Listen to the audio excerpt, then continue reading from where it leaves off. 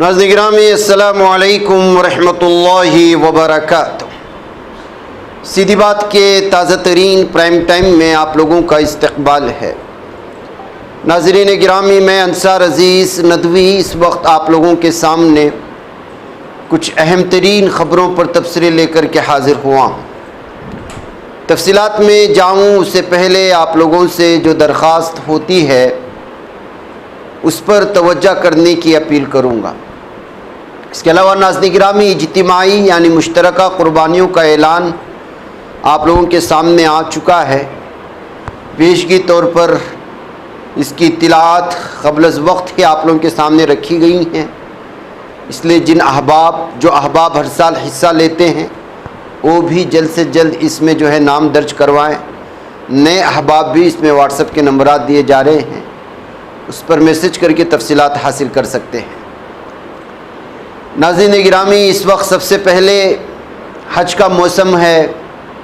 भारत से आज़मीन हज का सफ़र और मुख्तलिफ़ तैयारे मुख्तलिफ़ इलाक़ों से मुख्तलिफ़ रियासतों से उड़ान भर चुके हैं। बड़ी तादाद में हाजी इस वक्त जो है आज़मीन हज पहुँच रहे हैं मक्कतुल मुकर्रमा में। ऐसे में हर साल किसी न किसी तरह सहूलियात में लापरवाही बरतने, मुख्तलिफ़ किस्म की सहूलियात से महरूम करने की ख़बरें सामने आती हैं, वीडियोस वायरल होती हैं। अब आज 1 मई का दावा करते हुए एक वीडियो इस वक्त हम तक भेजी गई है, ये कहते हुए कि इसको दिखाया जाए, हज कमेटी ऑफ इंडिया और मुख्तलिफ़ रियासतों के हज कमेटियों को ये शेयर किया जाए। इसमें आप देख सकते हैं 0165 नामी इमारत में, जिस होटल का नाम नज़ल अस्साफ़ अल कुरैशी बताया गया है, वहाँ के आज़मीन हज ने शिकायत की है कि एक एक रूम में कई तादाद में लोगों को रखा गया है और उनके लिए सिर्फ़ एक बाथरूम यूज़ करने के लिए है। और बाथरूम की हालत अगर आप देखेंगे तो बहुत ही भयानक, नाकाबिल इस्तेमाल नज़र आ रही है। इसका नज़ारा आप यहाँ पर भी कर सकते हैं। इसके अलावा बाथरूम का नजिस पानी भी कमरों तक आ रहा है। अब बताएं कि जो है इसमें ये लोग रहें कैसे। 1-2 दिन की बात होती तो ठीक था, 40-45 दिन गुजारना है। अब 40-45 दिन का मतलब है कि कुछ दिन आपको जो है मक्के में गुजारना है, फिर उसके बाद मदीना जाना है। ऐसी सूरत हाल में इतनी बड़ी तादाद में 4 लाख रुपए से ज़्यादा आपको अदायगी करके सिंगल वाशरूम और बाथरूम वाले कमरे में अगर कई अफराद को रहने के लिए छोड़ दिया गया है, तो फिर इतने बड़े पैमाने पर जो सर्विस चार्ज आप ले रहे हैं हुकूमतें और हज कमेटियाँ, ये किसके लिए ले रहे हैं? ये किसकी कोताहियाँ हैं? ये क्यों इस तरह से हो रहा है? हज कमेटी क्या इस बात का जवाब देंगे? हज कमेटी की तैयारियां तो 3 महीने 4 महीने पहले से शुरू हो जाती हैं। होटलों को अज़बुख़ जाकर के देखने के जायज़े की वीडियो वायरल होने लगती हैं और वहां जाकर के किस तरह से जायज़ा लिया जा रहा है, तिब्बी हेल्थ कैंप का क्या हालात हैं, खाने पीने की क्या सहूलियात हैं, ये सारी चीज़ें दिखाई जाती हैं। और फिर आखिर में जो रियलिटी आती है इस तरह के होटल की, जाहिर सी बात है तमाम होटलों में नहीं होगा, लेकिन जाहिर सी बात है ये भी तो इंसान है। 1-2 होटल में या 1-2 कमरे भी अगर इस तरह से हुए और उसमें कई अफराद रह रहे हैं, तो उन्होंने भी पैसा देकर के गए हैं, उनकी भी तो अपनी बुनियादी सहूलियात हैं, उनको भी तो चैन सुकून से रहना है। वो यहाँ से घूमने फिरने सयाहत के लिए थोड़ी गए, वो इबादत के लिए गए हैं, हज के फ़र्ज़ को अदा करने के लिए गए। ऐसी सूरत हाल में हज कमेटी को इस तरह की वीडियोस को संजीदगी से लेते हुए इन शिकायत को दूर करना चाहिए। बसूरत दीगर इस तरह की वीडियोस जब वायरल होना शुरू हो जाती हैं तो आवाम का गुस्सा भी भड़कना शुरू हो जाता है और फिर जो है मुताल्लिक़ा रियासतों की हज कमेटियाँ बदनाम होनी शुरू हो जाती हैं, वहाँ के चेयरमैन बदनाम होने शुरू हो जाते हैं। आप यहाँ पर जितना भी बेहतरीन अंदाज में हाजियों को हार पहना करके और मुख्तलिफ़ किस्म के नारे लगा करके अच्छे गाइड देने का सोशल मीडिया में वीडियो बना करके भेज दें, वहाँ जाकर के इस तरह के कमरे मुहैया करें, तो यहाँ आपकी जितनी भी मेहनतें होती हैं वो रायगा चली जाती हैं सिर्फ एक वीडियो के वायरल होने से। लिहाजा अपनी तमाम अच्छी कार्रवाइयों को, अपनी खिदमात को बरकरार रखने के लिए जिस तरह यहाँ की हज कमेटी में बहुत सारी सहूलियात फराहम की जाती हैं, आज़मीन हज को 2 दिन बुला कर के उनको ट्रेनिंग दी जाती है, उनका सारा ख्याल रखा जाता है, उनके खाने पीने का एहतमाम किया जाता है, बेहतरीन गाइडेंस उसको दी जाती है। इसी तरह की गाइडेंस मक्कतुल मुकर्रमा में पहुँचने के बाद भी होना चाहिए। और बिलखुसूस हज के 5 अय्याम में सबसे ज़्यादा डिस्टर्ब जो है वो 70 साल, 50 साल, 60 साल लोग होते हैं। उनको तरतीब नहीं मालूम होती, मुज़दलिफ़ा से कहाँ जाना है, मिना के हुदूद क्या हैं, अरफात में कितनी देर ठहरना है, कहाँ किस वक्त 2 नमाज़ें मिलकर के अदा करनी हैं, और फिर मगरिब और इशा कहाँ जाकर के अदा करना है। ये सारी वो तरतीब होती है। कई बार समझाने के बावजूद भी वहाँ जाकर के लोग गलतियाँ करते हैं, और ऐसी इतनी बड़ी गलतियाँ करती हैं जिससे दम वाजिब हो जाता है। दम वाजिब होने का मतलब ये है कि जो है फिर आपको वहाँ जाकर के कुर्बानियाँ देनी पड़ती हैं, एक्स्ट्रा पैसा लगाना पड़ता है, या फिर उस ना होने की सूरत में रोज़े रखने की, ऐसे बहुत सारी चीज़ें। तो इसको बेहतरीन गाइडेंस देना, जाहिर सी बात है ये एक दूसरे से पूछ करके तो हज की अदायगी कर लेते, लेकिन जब बुनियादी सहूलियात, अब जाहिर सी बात है ये कमरे में 16, 8, 10 अफराद को रख रहे हैं और उनके लिए सिर्फ एक वाशरूम आप मखसूस कर रहे हैं, और वो भी ऐसा वाशरूम जिसका पानी आपके कमरे में आ रहा है। इस रूम का आप देख लीजिए, मैं इसको आवाज़ के साथ नहीं सुना रहा हूँ इसलिए हमारी वीडियो लंबी हो जाएगी, लेकिन वो सारी तफसीलात आपके सामने रख रहा हूँ। पानी आकर के खड़ा हुआ है, उस पर चल रहे हैं, बैग वगैरह पूरा उठा करके बेड पर रखे गया है। तो ये सूरत हाल, ये सिचुएशन जब होती है तो जो लोग इबादत करने के लिए गए हैं उनका ख्याल इबादत में कम, इन बुनियादी सहूलियात को हल करने के पीछे ज़्यादा लग जाता है। अब इसके गुनहगार कौन होंगे, ये सारी चीज़ें जो है सोचना पड़ेगा। और हज कमेटियों को मुताल्लिक़ हज कमेटी जितनी भी रियासतों की इस वक्त चेयरमैन हैं, उनको 1-2 दफ़ा नहीं कई दफ़ा जो है बार बार चेकआउट करना होगा, तभी तो जाकर के आपको खादिमीन कहा जाएगा, खादिम हुज्जाज कहा जाएगा। जो कुछ भी आप अपने लिए नाम मखसूस कर लेते, बसूरत दीगर आप तकलीफ़ दिए जाने वालों में शुमार किए जाएंगे। इसलिए इस पर जो है संजीदगी से हज कमेटी ऑफ इंडिया भी और हज कमेटी ऑफ तमाम रियासतें, वो अगर इसको संजीदगी से लेंगे तो ये मसाइल हल होंगे। जाहिर सी बात है कि ये इंडिया से ताल्लुक़ रखने वाले एक होटल में ये मामला पेश आया है, तो हमको आप उनकी आवाज़ आप तक पहुंचाना बहुत ज़रूरी है, जिसके चलते वीडियो इस वक्त मैंने आप लोगों के सामने रखा है। इसमें जो मुताल्लिक़ वहाँ पर गाइड वगैरह हैं उनसे भी ऑब्जेक्शन करते हुए इस वक्त जो है इंस्ट्रक्टर्स को जो है सवाल करते हुए भी आवाम जो है नज़र आ रहे हैं। बहरकैफ आइए नाज़रीन गिरामी, अब अगली ख़बरों की जानिब बढ़ते हैं। दूसरी ख़बर, इस वक्त बैनुल अक़वामी फ़ुटबॉल तंजीम फ़ीफ़ा की 76वीं कांग्रेस के दौरान एक अहम और हसास लम्हा उस वक्त सामने आया जब फ़िलिस्तीनी फ़ुटबॉल फेडरेशन के सदर जिब्राइल रजोब ने इसराइली फ़ुटबॉल एसोसिएशन के नायब सदर बसीम सुलेमान के साथ स्टेज पर आने, तस्वीर बनवाने और मुसाफा करने से इनकार कर दिया, और ये नज़ारा पूरा दुनिया देख रही थी। ये वाक़या उस वक्त पेश आया जब फ़ीफ़ा के सदर जीनी इन्फेंटेनो ने दोनों नुमाइंदों को एक साथ स्टेज पर आने की दावत दी। रिपोर्ट्स के मुताबिक इन्फेंटेनो ने रजब को करीब आने के लिए इशारा किया, उन्हें आमादा करने की कोशिश भी की, मगर वो अपने मौक़िफ़ पर डटे रहे। फ़िलिस्तीनी फ़ुटबॉल एसोसिएशन की जानिब नायब सदर सोसन शालब ने वजाहत करते हुए कहा कि रजूब ने साफ अल्फाज में कहा कि वह ऐसे शख्स से हाथ नहीं मिला सकते जिन्होंने हज़ारों बेगुनाह फ़िलिस्तीनियों का कत्ल आम किया। उनका कहना था कि इक़दाम फ़िलिस्तीनी मौक़िफ़ और उसूली मौक़िफ़ की अक्कासी करता है। बादज़ा इन्फेंटेनो ने अपने खिताब में दोनों फ़रीक़ैन पर जोर दिया कि वो बाहमी ताउन के ज़रिए आगे बढ़े, तमाम फ़िलिस्तीनी हुक्काम ने इस बात पर तहफ़्फ़ुज़ात का इजहार किया कि उनके बुनियादी नुकात खुसूसन इंसाफ़ और क़वानीन की पासदारी को नज़रअंदाज कर दिया गया है, जिसकी चर्चे इस वक्त पूरी दुनिया में सामने आ रहे हैं।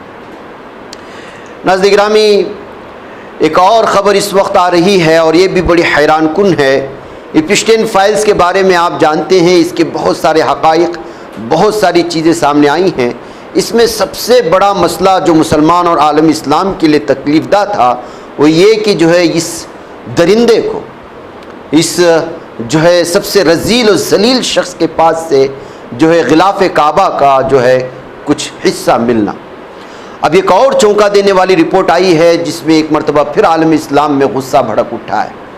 बदनाम ज़माना अमरीकी सरमायाकार, रेपिस्ट, बच्चों का रेपिस्ट और दलाल और सारी जो है और रज़ालत जो अपने अंदर रखते हुए जो है मासूम बच्चियों का कातिल और रेपिस्ट, उसके निजी जजीरे पर कायम एक नामनिहाद मस्जिद में इस्लामी मुक़द्दस मकामात से मंसूब नवारिदात रखे गए थे।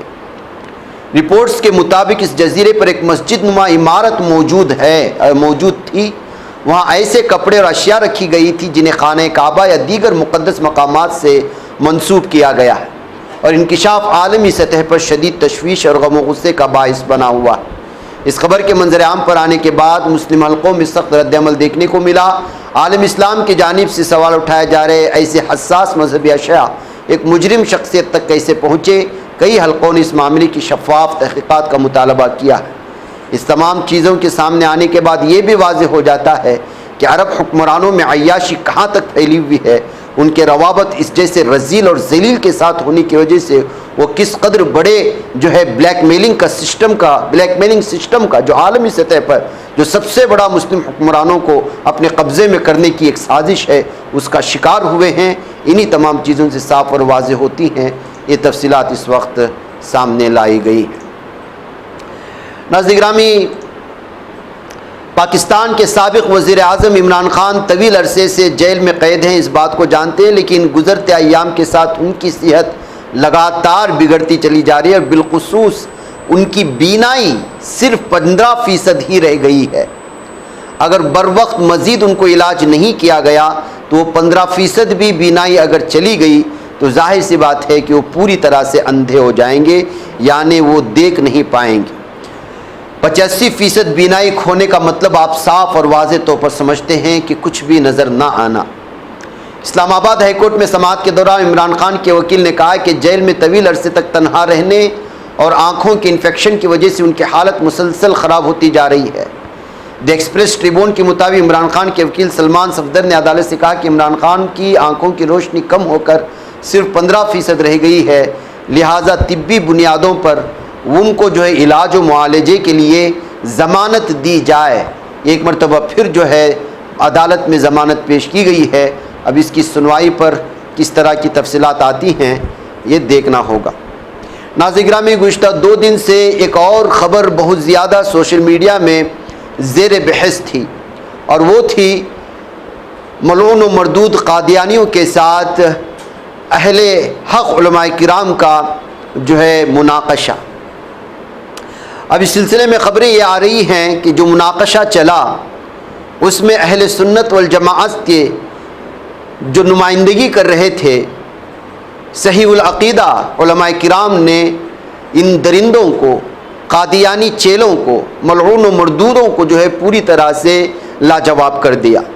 लंदन की सरजमीन एक बार फिर इस हकीकत की गवाह बनी कि जब हक़ पूरी क़ुव्वत, इखलास और इस्तिक़ामत के साथ पेश किया जाए तो बातिल के पर्दे खुद ब खुद चाक हो जाते हैं।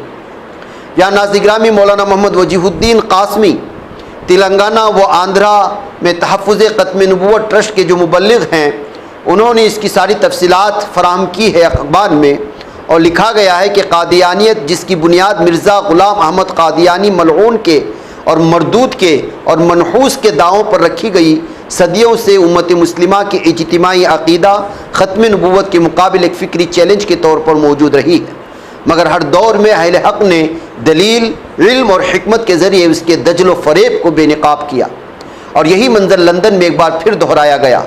7 घंटों से ज़ायद जारी रहने वाले इस तवील और जामे मुकालमे में जब अहले इस्लाम के नुमाइंदे हज़रात ने निहायत मजबूत दलाइल, शाइस्ता उसलूब और हकीमाना अंदाज में दीन इस्लाम का मौक़िफ़ पेश किया तो सुनने वालों पर यह हकीकत रोज़े रोशन की तरह वाज़ेह होती चली गई कि हक़ अपनी बुनियाद में कितना मजबूत और बातिल कितना कमज़ोर है। मुकालमा अभी इख्तिताम को भी नहीं पहुँचा था कि बौखलाहट के आसार ज़ाहिर होने लगे और लाइव नशरियात को कॉपीराइट के नाम पर बंद करने की कोशिश की गई, मगर इक़दाम खुद इस बात का ऐलान था कि दलील के मैदान में कमज़ोरी किस तरफ है। ख़त्म नबूवत के पहरेदार आज भी बेदार हैं, ये बात साफ वाज़ेह हो गई। नामूस रिसालत सल्लल्लाहु अलैहि वसल्लम के परवाने आज भी ज़िंदा हैं और हक़ का काफ़िला आज भी पूरी क़ुव्वत के साथ आगे बढ़ रहा है। हम मुसलमानान आलम की जानिब से जनाब अदनान रशीद साहिब हफ़िज़हुल्लाह और जनाब मोहम्मद इम्तियाज़ साहिब हफ़िज़हुल्लाह को दिल की गहराइयों से मुबारकबादी पेश करते हैं कि उन्होंने बसीरत, हिकमत और इल्मी वक़ार के साथ दीन इस्लाम का मौक़िफ़ पेश किया और अक़ीदे ख़त्म नबूवत की भरपूर तर्जुमानी की। हम दुआ गो हैं कि अल्लाह ताला उनकी इस अज़ीम जद्दोजहद को अपनी बारगाह में कबूल फ़रमाए, उसे मज़ीद खैर व हिदायत का ज़रिया बनाए और उसके ज़रिए भटके हुए दिलों को हक़ की तरफ रुजू की तौफ़ीक़ अता फ़रमाए और हम तमामों को सही माने में इश्क़ रसूल सल्लल्लाहु अलैहि वसल्लम नसीब करे।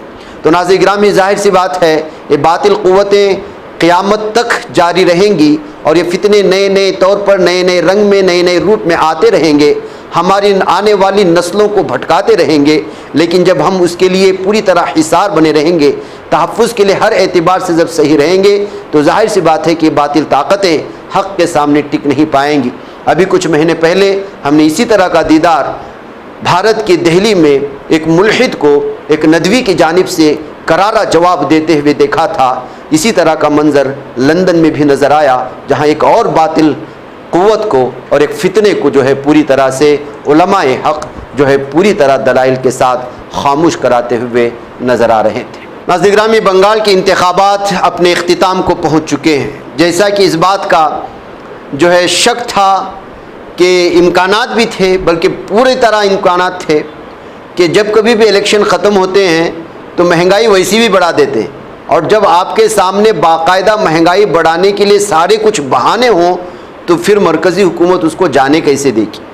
जाहिर सी बात है, आज ही आपको धचका लगा होगा कि किस तरह से रसोई गैस और बिलखुसूस कमर्शियल गैस पर कितनी बड़ी जो है रकम बढ़ा दी गई है। रसोई गैस के में अगर महंगाई बढ़ने का मतलब ये है कि आपकी हर चीज़ महंगी हो रही है। ऐसी सूरत हाल में जो है अपोजिशन अब पूरी तरह से बीजेपी की इन बातों को साफ़ और वाज़ेह तौर पर लाना शुरू कर दिया है कि किस तरह से इस वक्त सूरत हाल भयानक बनती जा रही है और मगरिबी बंगाल के लोगों को लुभाने के लिए महंगाई नहीं की गई। जैसे ही इलेक्शन ख़त्म, अब पूरी तरह से उसको वसूला जाएगा। खुद आवाम से दोनों चीज़ें सुन लीजिए। बंगाल चुनाव के दौरान वहां जाकर बीजेपी के नेता, चाहे वो अनुराग ठाकुर हो, मनोज तिवारी हो, हेमंत बिस्व शर्मा हो या वो बुड़बक अजय आलोक टाइप के लोग हों, इन्होंने खूब मछली उड़ाई, खूब कैमरे पर माछ भात खाया गया, फ्राइड फिश का भी स्वाद उड़ाया गया। अरे यही नहीं, हाथ में मछली लेकर प्रचार भी कर रहे थे ये लोग। लेकिन अब बंगाल का चुनाव खत्म हो गया है। अब यही नफरती चिंटू बाकी देश में जाएंगे, मीट मछली की दुकानें बंद कराएंगे, जहर घोलेंगे, नफरत फैलाएंगे, वैमनस्यता करेंगे, हिंदू मुसलमान करेंगे, राष्ट्रवाद का सर्टिफिकेट बांटेंगे। अब माछ भात याद नहीं आएगा, अब मछली याद नहीं आएगी, चुपके चुपके खाएंगे, लेकिन जो बाकी खाते हैं उनको गरियाएंगे। असल में बीजेपी के सारी की सारी जो जमात है वो ऐसे ही ढोंगियों से भरी पड़ी है। नमस्कार, जय हिंद साथियों। चुनाव खत्म हो गया और चुनाव के दौरान आपने देखा होगा मोदी जी को और पूरी की पूरी भारतीय जनता पार्टी को गरीबी दूर कर रहे थे, महंगाई दूर कर रहे थे, देश का उत्थान कर रहे थे, बड़ी बड़ी बातें कर रहे थे, माताओं बहनों के खाते में 3-3.5 हजार रुपए डाल रहे थे, पता नहीं क्या क्या कर रहे थे। यहां तक कि झाड़ मुड़ी खाने चले गए कि गरीबों के कितने करीब हैं, कितने हितैषी हैं। इस नौटंकी से देश को बचना होगा। समझना होगा कि कितने बड़े ड्रामेबाज और नौटंकीबाज लोग इस देश में शासन कर रहे हैं और उसके मुखिया हैं नरेंद्र मोदी। इसलिए चुनाव के दौरान जो वादे ये लोग करते हैं उसकी जरा पड़ताल भी आप लोग किया कीजिए, उस पर निगाह रखना चाहिए। चुनाव खत्म हो गया, आज मजदूर दिवस है और मजदूर दिवस के दिन प्रधानमंत्री नरेंद्र मोदी ने देश को तोहफा दिया है। क्या तोहफा दिया है? 5 किलो का सिलेंडर जो घरों में लोग इस्तेमाल करते हैं, मजदूर झुग्गियों में, उसका दाम 261 रुपए बढ़ा दिया। जो मजदूर, जो छात्र, जो गरीब लोग 5 किलो का गैस सिलेंडर इस्तेमाल करते हैं, जी हां, उसका 261 रुपए दाम मोदी जी ने चुनाव खत्म होते ही बढ़ा दिया। अब आ जाइए कमर्शियल सिलेंडर, जिसका इस्तेमाल ठेले वाले और छोटी छोटी दुकानदार करते हैं। मोदी जी जो अपने आप को चाय वाला कहते हैं, तो चाय वाले भी जिसका इस्तेमाल बड़े पैमाने पे करते हैं, वो कमर्शियल सिलेंडर थोड़ा बहुत नहीं 993 रुपए बढ़ा दिया गया।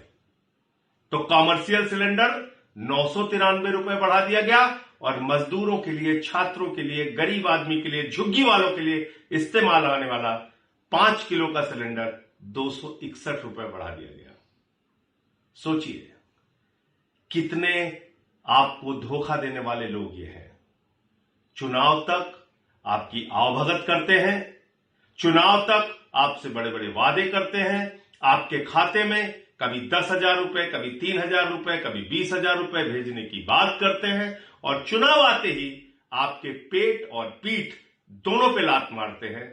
इसलिए इस देश के लोगों को सावधान रहना चाहिए और इनके खोखले वादों की पड़ताल करनी चाहिए, जांच करनी चाहिए। जो वादा किया वो पूरा किया या नहीं किया, या आपके साथ किस तरह से ये छल कर रही है, धोखा दे रही है सरकार, उस पर नजर रखनी चाहिए। जय हिंद, इंकलाब जिंदाबाद। उधर नाज़रीन में मगरबी बंगाल के असेंबली इंतखाबात का ऐलान जब से हुआ था, गुज़श्ता 4-5 महीने से हर तरफ मगरबी बंगाल की तस्करें थे। वजह इसकी ये थी कि टीएमसी की जो चीफ है और बंगाल की जो सीएम है ममता बनर्जी, जिनको दीदी के नाम से पुकारा जाता है पूरे भारत में, वो कांटे की टक्कर ले रहे थे। मरकजी हुकूमत ने अपना सारा कुछ लगा दिया, एनआईए को भेजा, सीबीआई को भेजा, फौजियों को लगाया। इतनी वीडियोस फौजियों की खुद वायरल हुई बीएसएफ के हवाले से कि वो खुद जो है वोटरों को रोकते हुए नजर आए। यहां तक कि यूपी में ऐसे बदनाम जमाना कई ऐसे अफसरान को वहां पर छोड़ दिया गया ड्यूटी के नाम पर, जो दीगर कैंडिडेट्स को परेशान करते हुए नजर आए। और वोटिंग के रोज टीएमसी और बीजेपी के कारकुनान के दरमियान में जिस तरह झड़प हुई, वो पहले मरहले की हो या दूसरे मरहले की, और फिर जिस तरह सारी चीज़ें साफ और वाज़ेह तौर पर नज़र आ रही थी कि किसी भी सूरत में अपनी सारी ताकत झोंक करके टीएमसी को हराना था, ममता दीदी को हराना था। लेकिन ये क्या है, जाहिर सी बात है कि इस वक्त जो एग्जिट पोल्स है वो सारे के सारे बीजेपी की ही जीतने की बात कर रहे हैं, वो चाहे आसाम की बात हो या फिर जो है मगरबी बंगाल की हो।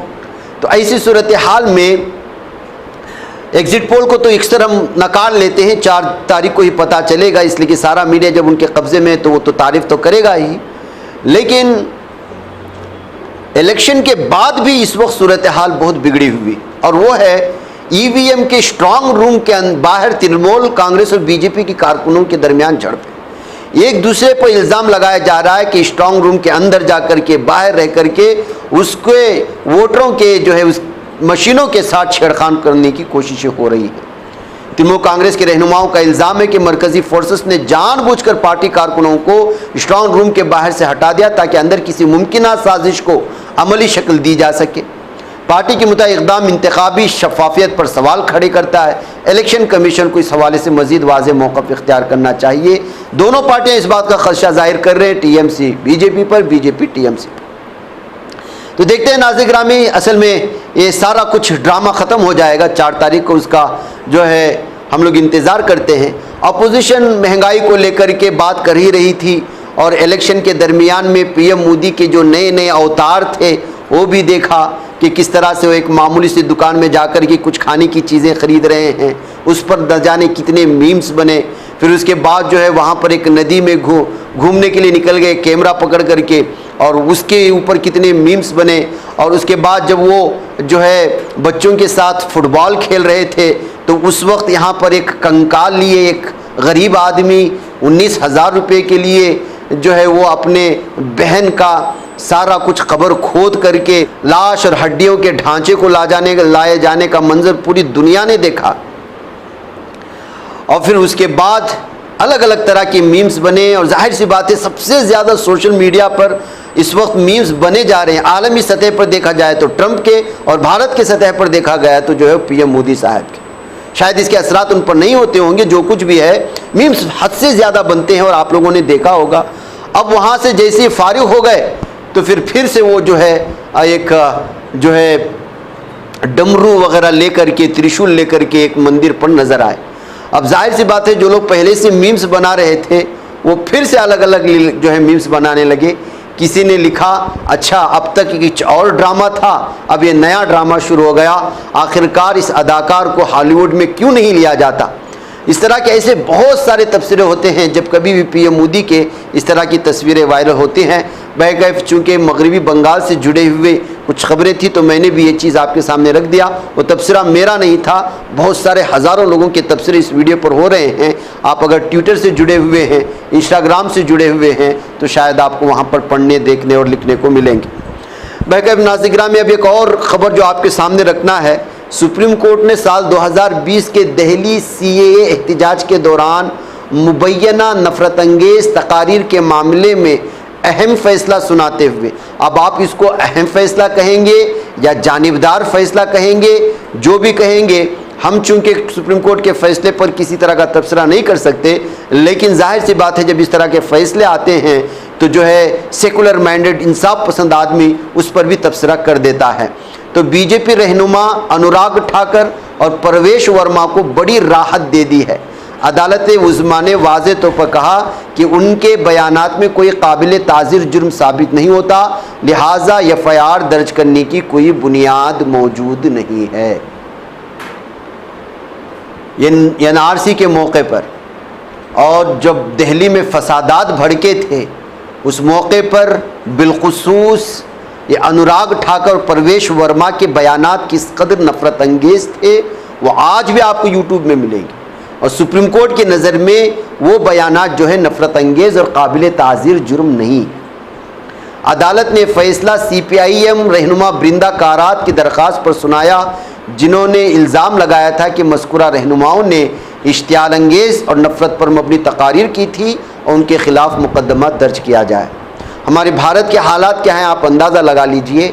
घर में अपनी जगह पर कुछ लोग नमाज़ पढ़ते हैं तो वो जो है बड़ी तकलीफ़दा है, दूसरों के मजहबी जज्बात को जो है तकलीफ़ पहुंचाने वाली चीज़ें होती हैं। यहाँ खुल्लम खुल्ला हज़ारों लोगों के सामने एक मखसूस लोगों को गोली मारो का नारा लगाता है और सुप्रीम कोर्ट की नज़र में वो काबिले ताज़ीर जुर्म नहीं है। आप अंदाज़ा लगाएं हमारा सिस्टम कहाँ जा रहा है। मुझे इजाज़त दें। अस्सलामु अलैकुम रहमतुल्लाहि व बरकातहू।